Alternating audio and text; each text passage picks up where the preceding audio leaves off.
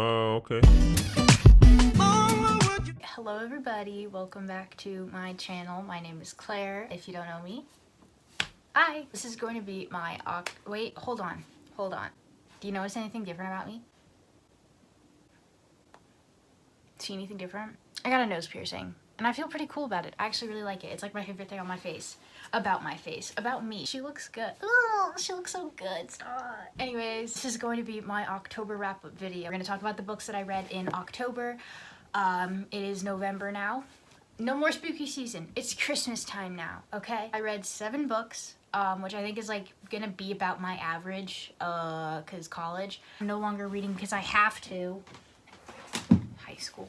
Let's go through the books that I read. First book that I read was You Should See Me in a Crown by Leah Johnson, and I gave this book 4 stars. I really liked it. It is about a girl named Liz who is a queer black girl living in the middle of like small town Indiana, and she needs to get a scholarship to college, and the way that is like a foolproof way to get a scholarship in this town is to win prom queen. So her and her friends decide to campaign her for prom queen, and I really liked this book because it's not like your typical marginalized girl gets bullied by mean girls. There is a mean girl, but she's very much so singled out. Like her friends don't really agree with the way that she thinks, and so yeah, there are hints of sexism, racism, and homophobia in here. They're touched upon in a way that I think like is important, and I loved the representation here. I loved Liz. I loved her girlfriend. It was just cute and a happy ending that left me like very warm inside. So I gave it 4 stars. Next I read, sorry, I have to move Mr. Meeseeks. Next I read Twilight by Stephanie Meyer. Bully me if you'd like, because I gave this book 5 stars. I did not expect to like this book at all. I did not expect to care about this book. I thought that I was going to DNF it, and I didn't put it down. I finished it in like 24 hours. I love this book because it gets right to the point. This is like the pinnacle, right, of supernatural romance for a teenage brain, and I loved it. I loved how weird Edward was. I loved how kind of dumb Bella is, except I don't really get the Bella slander yet. Maybe it's because I haven't read like the end of the series, but it was good, okay? And I really love Jacob. We're gonna talk about that later, but I just really liked this. And if you don't know what Twilight is about, because I didn't know what Twilight was about, honestly, a month ago. I avoided it my whole life. It is about a girl named Bella who moves to Washington and meets a vampire boy who is really weird towards her, and she doesn't know why. Then she finds out why, because he's a vampire, and hijinks ensue. I don't really know how else to say it. It's just crazy, man. But wow, I stay gagged. I liked it so much that I got the gender swapped version, and that is also on this bookshelf, and I haven't read it yet because I feel like that's the type of thing where you read it for funsies later when you kind of forget what the story is, because reading it now just feels super repetitive. Next, the 3rd book I read in October was New Moon. Oh my god, there's still a sticker on it. Stop. New Moon. Loved it. I gave it 4 stars because Edward's not really in this book. It's more Jacob oriented, and while I do love Jacob, I wasn't getting the romance that I was so spoiled with in the first one, and so this one got 4 stars. I just still really like Bella.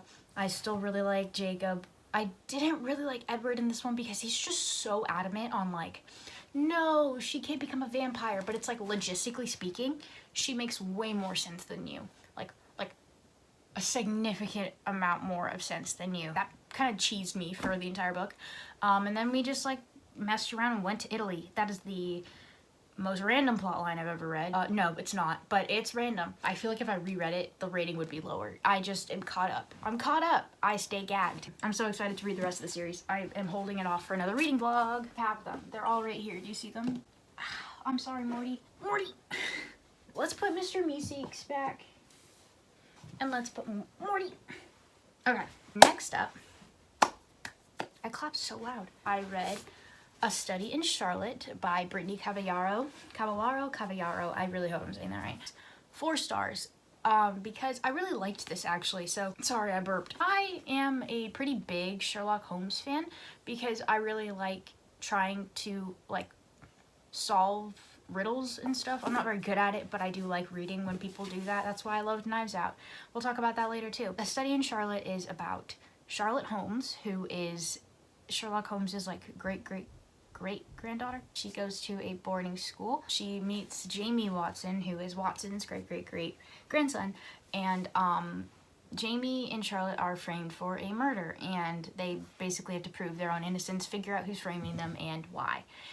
This is the first in a series of, I think, 4 books, so it ended on a pretty significant cliffhanger, but I really liked it because I just really love Charlotte as a protagonist. I think she's so fun. I think she's so smart and very unpredictable, and it's very hard for me to like protagonists of books because I just pick out every single flaw of theirs, but Jamie and Charlotte I just genuinely like, and that is very exciting, and so I'm going to read the rest of the series. Don't know when, but I do plan on it. Also, something really cool is that they use parts of Sherlock Holmes's cases in here, so like the murder that they're framed for uses aspects of Sherlock Holmes cases to frame them, to make it look like it was absolutely Charlotte. And so that was like kind of a fun little Easter egg for a little Holmes fan in me. Next, I read The Inheritance Games by Jennifer Lynn Barnes. Oh my god, guys, this is definitely one of my favorite books now. So I can't even speak English because I'm so excited to talk about this. I give this 5 out of 5 stars. This is, I think, heavily inspired by Knives Out, and if it's not inspired by Knives Out, it's very reminiscent of it, and it's a huge coincidence that they've come out within a year of each other. So this is about a girl named Avery, and she is summoned to go to this will reading of this billionaire that she's never even heard of, and at the will reading they find out that his entire inheritance of like $40 billion was left to her, and his 4 grandsons that were supposed to receive it basically got nothing. The billionaire loved games and riddles, and so he sends them all on this kind of wild goose chase to figure out why Avery got the fortune, why they got nothing, and it's very good. I was on the edge of my seat the whole time because I really couldn't figure it out on my own. Like, I had to like keep reading to get closure. So I really like the female protagonist again here. Avery's a really cool girl. I like the 4 brothers. There's like the moody one, the heartthrob one, and there's a love triangle, I think, going on between them and Avery. Come on. Like, one who doesn't really want to be associated with the rest of them, and he's a cowboy? I feel like that was really niche, but like, okay. The last one, the youngest one, is kind of just like the normal one, and he's special in a way. But I'll let you read that and figure that part out. Here, there's a second book coming out. Can't wait. I want an arc. I want it now. Third book that I read this month, oh god. You can't see it, and it's for good reason. I read Joe and Laurie by, who is it even by? Margaret Stoll and Melissa De La Cruz. Okay, I am a very big Jo March, Laurie Lawrence fan. Sorry, burped again. And so I was really excited when I found this, which is like the ending where Joe and Laurie get together. I was like, this book was made for me. It wasn't made for me. I gave it 3 stars because I can respect good writing, but I just didn't really like the plot. I don't think we got a lot of romance in it, because we didn't. I'm gonna be honest, we didn't. We got Joe and Laurie together in the last like 10 pages of the book, and the rest of it is like pining that they think is unreciprocated, and it's just kind of frustrating because I thought I was going to get more. So, you know, it definitely could be on me, but I don't know. It was also very, very plot heavy too, Little Women. I just felt like I was rereading it, so I would have liked to see a little bit of maybe like a different universe or just variation in plot. So yeah, I gave it 3 stars because it wasn't a bad book per se, but I just had different expectations going into it. The very last book that I read in October, just finished it day before yesterday actually, is Lovecraft Country by Matt Ruff.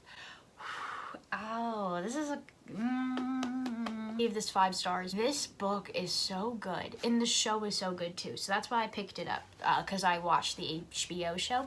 So Lovecraft Country is way more centered around the whole community. So it's about it's about 2 families, and the main characters are named Atticus or Tick, Ruby, Leticia, Montrose, Horace, George, Hippolyta, and so they all are black people living in 1950s Chicago, Jim Crow era, and there's a science fiction element to it, big science fiction element. So Atticus realizes that his bloodline is one that is of an ancient order of like alchemists, and so they are trying to recreate the Garden of Eden.